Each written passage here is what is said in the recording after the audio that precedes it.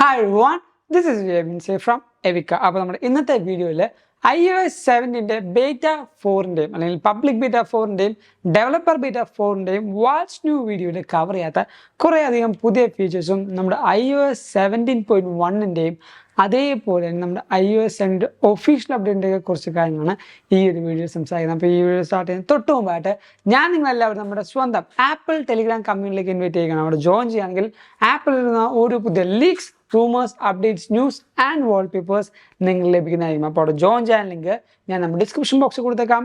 അല്ലെങ്കിൽ ഈ കാണുന്ന QR കോഡ് ജസ്റ്റ് ഒന്ന് സ്കാൻ ചെയ്താൽ മതി. ഇപ്പോൾ തന്നെ നിങ്ങൾക്ക് ആപ്പിൾ ടെലിഗ്രാം മെമ്പറായിട്ടും മാറാൻ പറ്റുന്നതാണ്. അതോടൊപ്പം നമ്മുടെ ചാനൽ ഇപ്പോഴും കുറേ കൂട്ടുകാർ സബ്സ്ക്രൈബ് ചെയ്യാനാണ്. സോ ദയവായിട്ട് സബ്സ്ക്രൈബ് ചെയ്യുക, നമ്മൾ സപ്പോർട്ട് ചെയ്യുക. നമ്മുടെ കുറച്ചധികം പുതിയ ഫീച്ചേഴ്സ് എന്താണെന്ന് നമുക്ക് നോക്കാം. നമ്മുടെ ആദ്യത്തെ അപ്ഡേറ്റ് എന്താണെന്ന് വെച്ചാൽ നമ്മൾ നേരെ ഈ പറഞ്ഞ മെസ്സേജ് ആപ്പിലേക്ക് പോവാം. മെസ്സേജ് ആപ്പിൽ നമുക്ക് ഈ ഐ ബട്ടൺ ഞെക്കി പിടിച്ചാൽ നമ്മുടെ ഫോട്ടോ പിക്കർ നമുക്ക് വരുന്നതായിരിക്കും.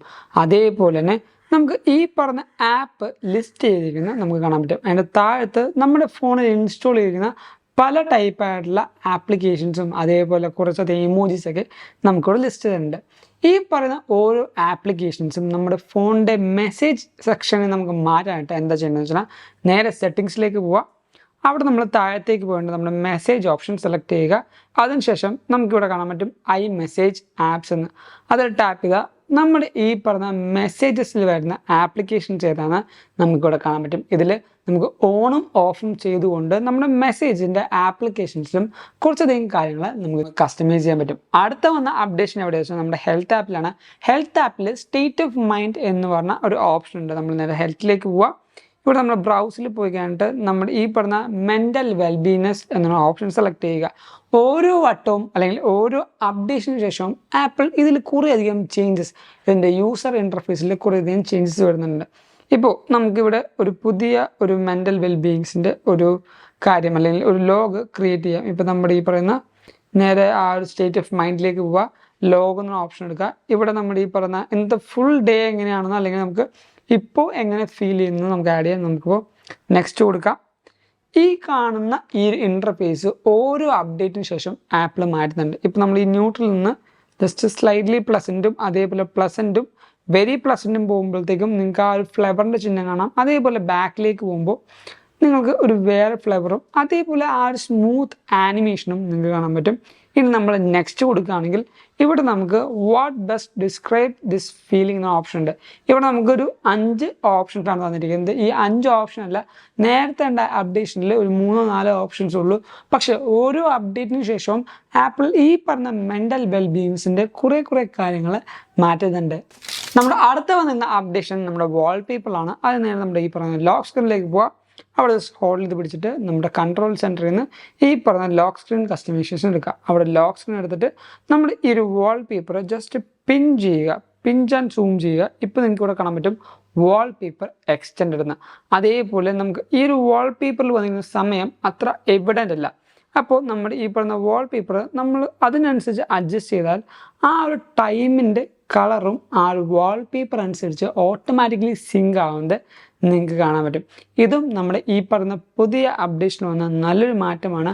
നമ്മുടെ ഓരോ ഫോട്ടോനനുസരിച്ച് ഓട്ടോമാറ്റിക്കലി കളർ ഷിഫ്റ്റ് ആവുകയും നമുക്ക് വേണ്ട കറക്റ്റ് പ്രപ്പോർഷനിലേക്ക് ആ ഒരു വാൾപേപ്പർ ചേഞ്ച് ചെയ്യാൻ പറ്റുന്ന ഒരു പുതിയ ഓപ്ഷനാണ് ഈ പറയുന്ന അഡ്ജസ്റ്റ്മെൻറ്റ് എന്ന് പറയുന്നത്. നമ്മുടെ അടുത്ത അപ്ഡേഷൻ എവിടെ വെച്ചാൽ നമ്മുടെ മ്യൂസിക് ആപ്പിലേക്ക് പോവാം. മ്യൂസിക് ആപ്പിൽ ഇപ്പോൾ ഏതെങ്കിലും ഒരു ട്രാക്ക് ഇപ്പോൾ പ്ലേ ചെയ്യുക. ഇപ്പോൾ ഞാൻ പാട്ട് പ്ലേ ചെയ്തിട്ടുണ്ട്.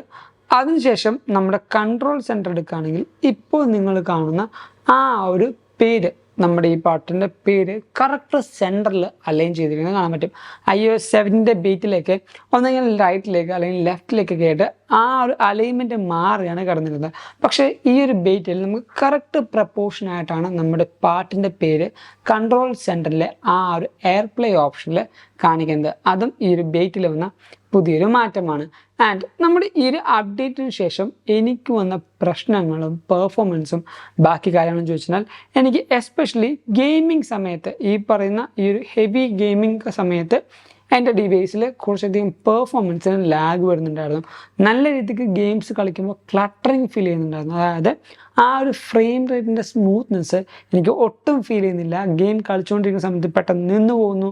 അതേപോലെ തന്നെ ഫോൺ ഈ ഒരു സമയത്ത് നന്നായിട്ട് ചൂടാവുന്നു. അങ്ങനെ കുറച്ച് ഇഷ്യൂസും എനിക്ക് ഈ പറയുന്ന ഗെയിമിംഗ് സമയത്ത് പെർഫോമൻസിൻ്റെ ഭാഗത്തായിട്ട് വന്നിരുന്നു. ബഗ്ഗുകളുടെ കാര്യത്തിലും iOS 17 ഈ ഒരു ബീറ്റ 6 അത്ര പിന്നോക്കം കൊടുക്കുന്നില്ല. കാരണം ഞാൻ ഈ പറഞ്ഞ ഗെയിമിങ്ങിൻ്റെ സമയത്തുണ്ടായ ഡിവൈസിൻ്റെ പെർഫോമൻസും അതേപോലെ തേർമൽ ഇഷ്യൂസും ഞാൻ പറഞ്ഞു. അത്യാവശ്യം ചൂടാവുന്നുണ്ട്, അതേപോലെ ക്ലട്ടറിങ്ങും കാര്യങ്ങളുണ്ട്. ആൻഡ് ബഗ്ഗിൻ്റെ കാര്യം പറയുമ്പോൾ ഈ ഗെയിംസ് ഒക്കെ കളിച്ചിട്ട് ഞാൻ നമ്മുടെ ഹോം സ്ക്രീനിലേക്ക് പോകുമ്പോൾ നമ്മുടെ പല വിജറ്റുകളും ആ ലോക്ക് സ്ക്രീനിൽ കാണിക്കുന്നില്ല, ഹോം സ്ക്രീനിൽ കാണിക്കുന്നില്ല. ആ ഒരു ബഗ് നമുക്ക് മാറ്റുന്നതാണെങ്കിൽ പെട്ടെന്ന് നമ്മുടെ ഡിവൈസ് ജസ്റ്റ് ഒന്ന് റീസ്റ്റാർട്ട് ചെയ്യുക. ഈ പറഞ്ഞ ബഗ്ഗുകൾ ഒരു റീസ്റ്റാർട്ടിൽ തന്നെ കുറേയൊക്കെ നമുക്ക് മാറ്റാൻ പറ്റും. അത് ചെറിയ എന്തെങ്കിലും ഒരു പ്രശ്നം കാരണം അല്ലെങ്കിൽ ചെറിയ എന്തെങ്കിലും കോഡിങ് എറർ കാരണങ്ങൾ വരുന്ന ഇഷ്യൂസ് ആയിരിക്കാം. ആ പറഞ്ഞ എല്ലാ ബഗ്ഗുകളും ഇപ്പോൾ iOS 7 ബീറ്റ അല്ലെങ്കിൽ പോലും നിങ്ങളുടെ ഡിവൈസിൽ പെട്ടെന്ന് ചെറിയ ചെറിയ ബഗ്ഗുകൾ ഫീൽ ചെയ്യുകയാണെങ്കിൽ ഡിവൈസ് എപ്പോഴും റീസ്റ്റാർട്ട് ചെയ്യാൻ നോക്കുക. റീസ്റ്റാർട്ട് ചെയ്ത് വരുമ്പോഴത്തേക്കും ഓൾമോസ്റ്റ് എല്ലാ പ്രശ്നങ്ങളും ഒരു പരിധി വരെ നമ്മുടെ ഈ പറഞ്ഞ ബഗ്ഗുകളുടെ ബാക്കി കാര്യങ്ങൾ നമുക്ക് കളയാൻ പറ്റുന്നതാണ്. ആൻഡ് നമ്മുടെ iOS 17 ഈ പറഞ്ഞ ഒഫീഷ്യൽ അപ്ഡേറ്റ് എന്നാന്ന് ചോദിച്ചാൽ നമ്മുടെ ആപ്പിൾ ഇപ്പോൾ വീക്കിലി അപ്ഡേഷൻ സൈക്കിളിൽ പോയിക്കൊണ്ടിരിക്കുകയാണ്. അതുകൊണ്ട് തന്നെ ബീറ്റ 7 ഈ വീക്ക് തന്നെ ചൊവ്വാഴ്ച ബുധനാഴ്ച ആ ഒരു ടൈമിൽ തന്നെ അടുത്തൊരു അപ്ഡേഷൻ റിലീസ് ചെയ്യാൻ ചാൻസ് ഉണ്ട്. ആ ഒരു അപ്ഡേറ്റിന് ശേഷം നമ്മുടെ ഈ മന്ത് കഴിയാറായിരിക്കുകയാണ്. അതുകൊണ്ട് തന്നെ ചിലപ്പോൾ മാത്രം ഒരു ബീറ്റ 8 നമുക്ക് തരും, അല്ലെങ്കിൽ ചിലപ്പോൾ സെപ്റ്റംബർ ഫസ്റ്റ് വീക്കിലായിരിക്കും അടുത്ത അപ്ഡേഷൻ നമുക്ക് തരിക. അതിനുശേഷം സെപ്റ്റംബർ 12 നമുക്ക് ആപ്പിൾ ഇവൻ്റ് നടക്കുക എന്നാണ് പറഞ്ഞിരിക്കുന്നത്. അതിനെ ബന്ധപ്പെടുത്തിക്കൊണ്ട് തന്നെ നമ്മുടെ ഇന്ത്യയിൽ iPhone 15 പ്രൊഡക്ഷൻ സ്റ്റാർട്ട് ചെയ്തിട്ടുണ്ടെന്നാണ് അറിയുന്നത്. സോ നമുക്ക് സെപ്റ്റംബറിൽ ഒരു ആപ്പിൾ ഇവൻറ്റും അത് കഴിഞ്ഞിട്ടുള്ള വീക്കിൽ ഒരു 18, 19 ആകുമ്പോഴത്തേക്കും നമുക്ക് ഐഫോൺ അവൈലബിൾ ആവും. അതിൻ്റെ കൂടെ തന്നെ നമുക്ക് ഒരു 18, 19 ടൈം ആകുമ്പോൾ നമ്മുടെ iOS 7 ഒഫീഷ്യൽ അപ്ഡേറ്റും എല്ലാ കൂട്ടുകാർക്കും ലഭിക്കുന്നതായിരിക്കും. ഇനി നമ്മുടെ iOS 7 കാര്യം പറഞ്ഞപ്പോൾ അതിന് തൊട്ടുപൊക്കത്തിനാണ് iOS 17.1 നമുക്ക് ഒക്ടോബറിൽ ലഭിക്കും എന്ന് പറഞ്ഞേക്കുന്നുണ്ട്. ഈ ഒരു iOS 17.1 ഡെവലപ്മെൻറ്റ് സ്റ്റേജിലാണ് ഇപ്പോൾ ആപ്പിള്.